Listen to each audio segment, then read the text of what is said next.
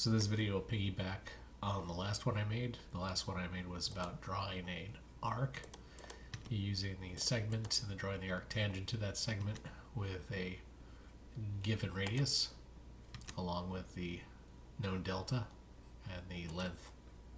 So how do we build on this? Well, of course, if we were going to draw a tangent line off that arc, we would just need to start perpendicular to that construction line and then move it down to the end of the arc, and then voila, we're tangent. But the question has come up, how do you make a reverse curve? How do we make a reversing curve? So let's do this. Let's take this and let's create some new parameters for our reverse curve.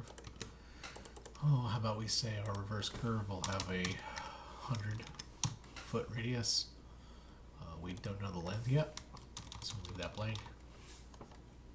And we'll say our radius is 45 degrees, 30 minutes, and 30 seconds. So I'm going to try to create a reverse curve with these parameters tangent to the arc that's here. Okay, so first things first, we have this line here. This is the construction geometry that helped us set up this arc. There is 60 degrees, 30 minutes between them. And what I'm going to do is I'm going to take this segment and I'm going to copy it here.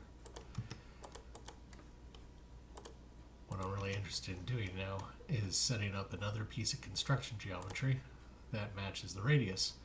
So just like these two segments are 163 feet, this one needs to be 100 feet. And the easiest way to do that, of course, just make a circle and then trim off the excess. And for the love of God, please check all your stuff in the properties to make sure you are dead nuts. Okay. So since this is separate construction geometry, I'll just change the color on that. What I'm going to do now is I'm going to go to rotate. And we'll rotate that segment from the endpoint. We'll use the copy option on rotate. And I want to go backward or clockwise, so it's a negative angle. Negative 45 degrees, 30 minutes, and 30 seconds. Okay, and there is my delta between the two segments there. Okay, so then quite simply all we have to do is go back in to our circle, we set up our radius, we snap to endpoint, and a trim there, and a trim there.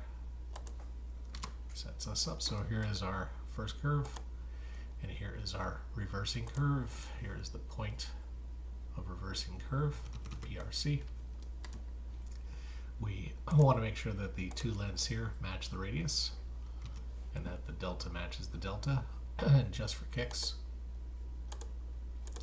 I'll go into measure angle to make sure. So between these two, we're looking at 60 degrees, 30 seconds, and I'll do the same thing over here between these two guys, and we've got 45 degrees, 30 minutes, 30 seconds as expected.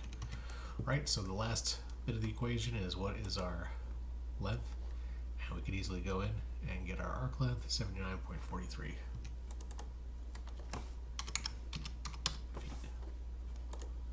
And that is how you set up a reverse curve off of a existing curve when the curves are tangent to one another.